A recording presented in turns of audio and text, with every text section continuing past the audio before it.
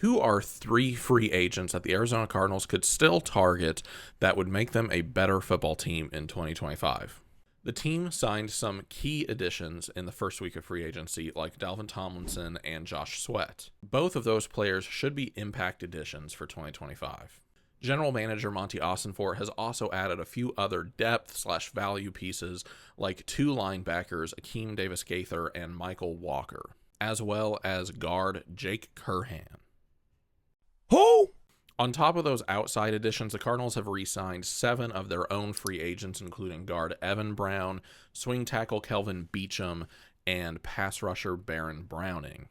I went over all of those moves in a previous video that I will link up top in a card.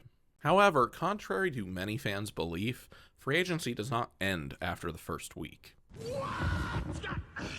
A lot of the top names are gone, but continued success in the NFL is not built on the backs of 2 to 3 superstars, but on putting together quality rosters from top to bottom. It's like the saying, we are only as strong as our weakest link.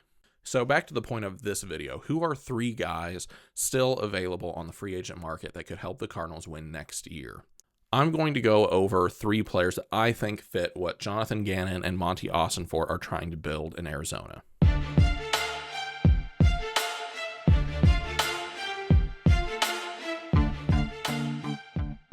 The first player that I have in this vein is Asante Samuel Jr., a cornerback just exiting his 4th season with the Los Angeles Chargers. Samuel was taken just 2 picks ahead of the Cardinal spot in the 2021 draft, and it was heavily rumored at that time that he was a player they really had their eyes on. At 5'10", 180 pounds, he really doesn't have prototypical size for an outside corner, but he got off to a pretty good start in his rookie season in Los Angeles with 2 interceptions and 7 pass breakups that year. His best graded year came in 2023 with a PFF defensive grade of 73.9 and a 75.6 coverage grade. He is coming off a shoulder injury that he suffered early in 2024 and a season in which he only participated in 4 games. He has officially visited the Cardinals, so apparently there is some interest there, and as a young player with promise, coming off of an injury, there could be a chance to snag a productive player for a fairly cheap deal. Cornerback isn't the biggest need on this team at the moment, but the front office should not turn up their nose at any chance to add talent.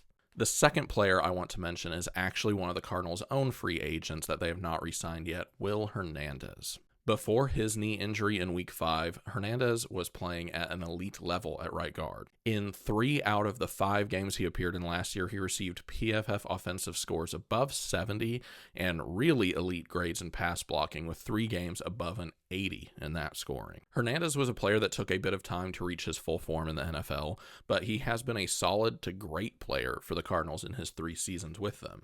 There could be some disquiet regarding his knee injury and his availability for the 2025 season, but if the medicals check out, Hernandez really encapsulates the attitude and the play style of the new regime, so he should be a heavy consideration to be brought back. The third player to mention in this video has been brought up a few times over the past few weeks in connection with Arizona.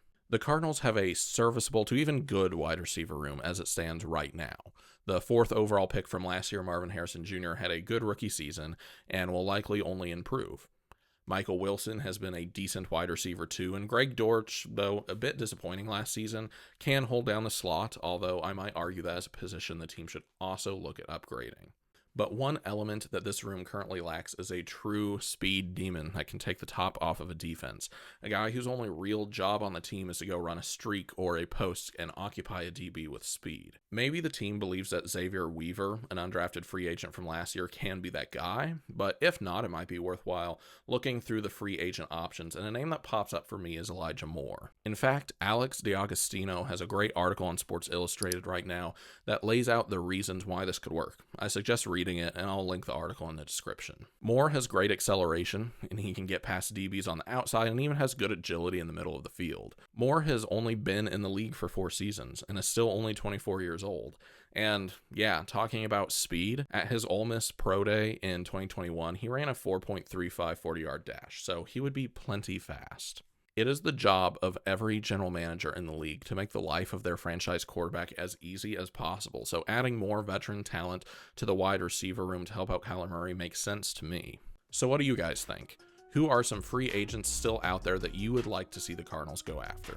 Let me know in the comments, and thanks for watching.